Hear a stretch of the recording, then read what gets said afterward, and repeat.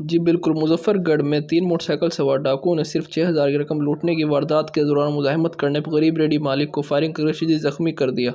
वाक़ये के बाद शहरियों ने बहादुरी का मुज़ाहरा करते हुए पीछे करने के बाद तीनों मुसल्लह डाकुओं को पकड़ लिया। पुलिस ने बरवक्त कार्रवाई करते हुए मौके पर पहुंचकर डाकुओं को अपनी हिरासत में ले लिया और थाने मुंतकिल कर दिया। कार्रवाई शुरू कर दी।